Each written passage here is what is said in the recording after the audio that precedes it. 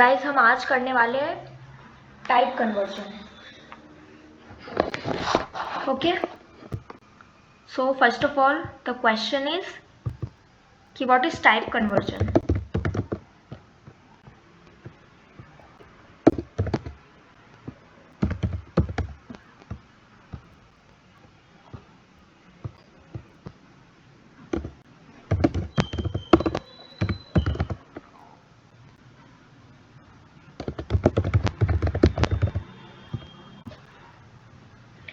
Type conversion क्या होता है कि जब भी कंपाइलर अगर कोई स्टेटमेंट लाइक एनकाउंटर करता है तो उसकी राइट हैंड साइड की जो वैल्यू है वो लेफ्ट हैंड साइड से डिफरेंट होनी चाहिए.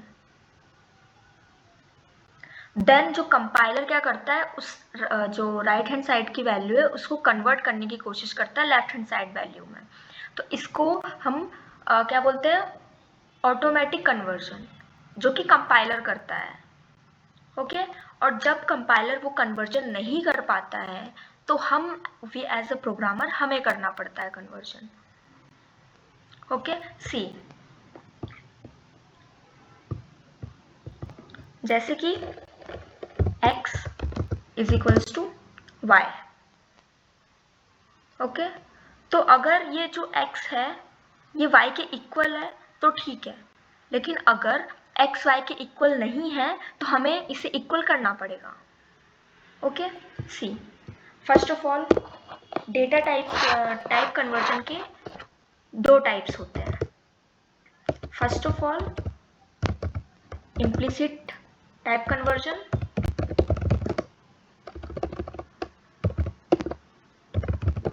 and second explicit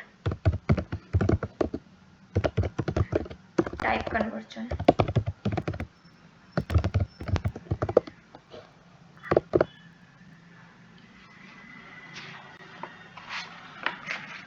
Okay, let's start with the question.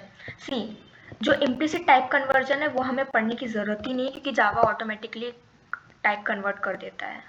ठीक है, सी सबसे पहले हम एक्सप्लिसिट टाइप कन्वर्जन से चालू करते हैं. और सिंटेक्स क्या होता है? सिंटेक्स ऐसा कुछ होता है कि पहले variable name, then data type, then value,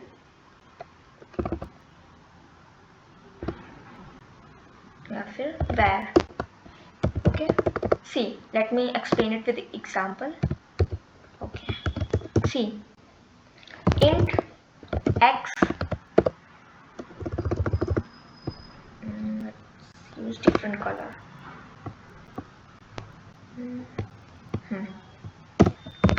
Int x. Okay, and now मैंने एक स्टेटमेंट लिखा कि x is equals to int 1.7.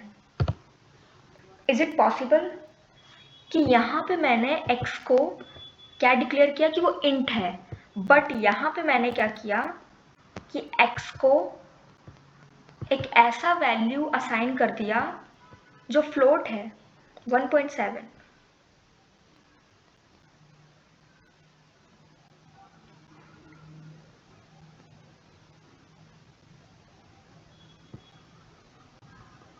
See, let me explain again.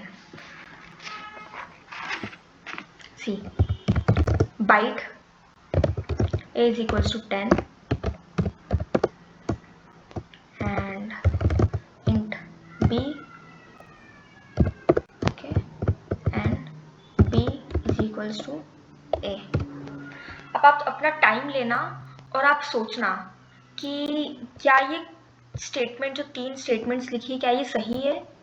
मतलब क्या बाइट, सबसे पहले तो मैंने a को असाइन किया 10 जो कि बाइट है, फाइन. देन मैंने एक और वैल्यू असाइन की b जो कि इंट है, और फिर मैंने b के अंदर a को डाल दिया. Is it possible? So the answer is कि yes, it is possible. Because see, range of, मैंने आपको पिछली क्लास में पढ़ाया था रेंज.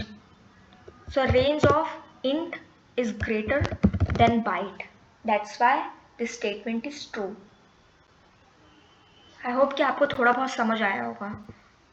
इसलिए स्टेटमेंट जो हमने लिखी है वो ट्रू है. Let's take another example. Int a is equals to 10, byte p and b is equals to a. सोचो, मैं आपको 10 सेकंड का वक्त देती हूँ.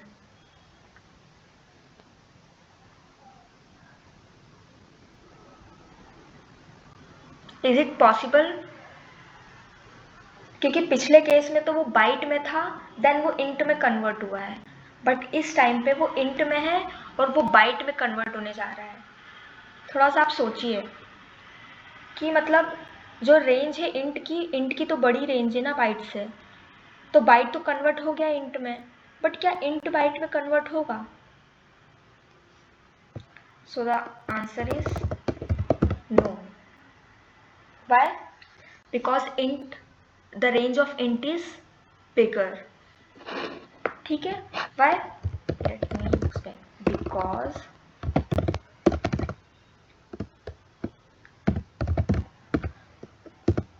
range of byte is smaller than int. अब जावा क्यों इसको मना कर रहा है कन्वर्ट होने से? क्योंकि जावा सोच रहा है कि यहाँ पे तो लॉसी कन्वर्जन है. अगर हम इंट को बाइट को इंट में कन्वर्ट करेंगे, इंट को बाइट में कन्वर्ट करेंगे, तो यहाँ पे कुछ लॉस हो जाएगा. तो सिस्टम जो अपना जावा है वो अपने को एक्सेप्शन दे देगा कि there is a lossy conversion because this is not possible.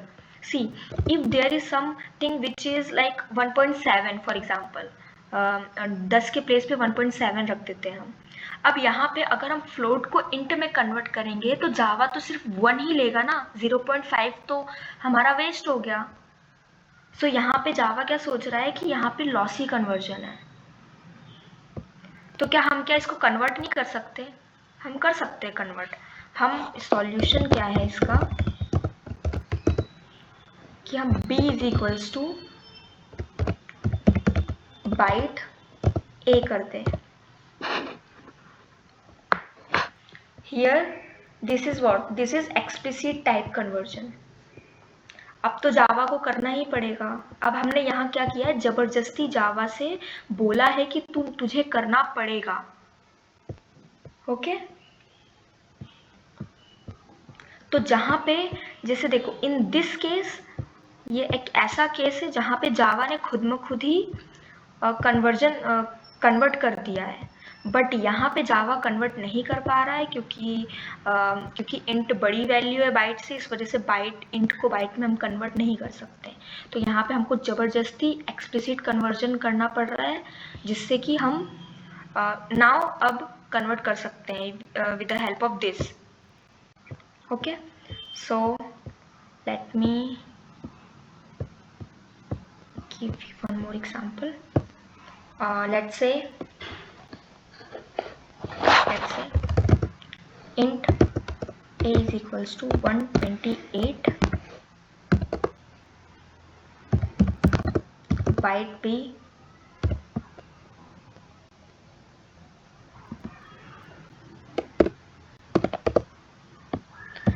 is equals to a. अब क्या होगा?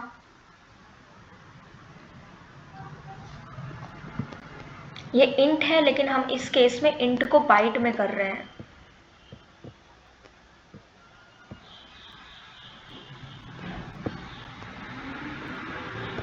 अगर आप यस बोल रहे हैं तो ये नो है. क्यों? क्योंकि यहाँ पे रेंज ऑफ इंट बड़ी है बाइट से. तो हम इसका सॉल्यूशन क्या है? सॉल्यूशन सिंपल है.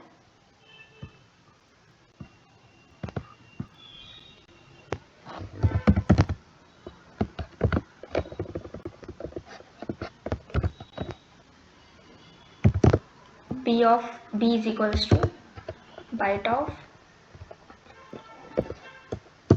a.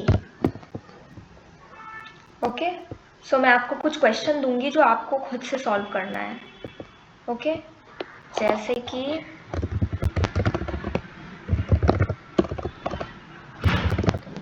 short a is equals to 10 int b is equals to a. Okay, question number 1. Question number 2.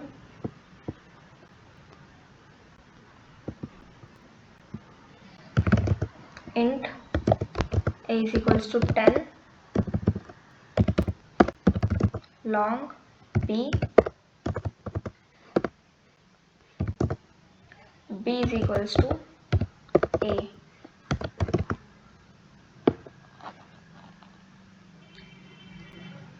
And third one, byte a is equals to 10 char b and b is equals to a. अगर आपको कोई भी problem हो इसको solve करने में, या फिर कोई डाउट हो, या फिर कुछ भी हो, आप डायरेक्ट कमेंट सेक्शन में बता सकते हैं. मैं आप लोगों का ज़रूर आंसर दूंगी. Okay, thank you. Please guys like, subscribe and hit the bell icon. And मैं ऐसी वीडियोज़ लाती रहूँगी. Thank you.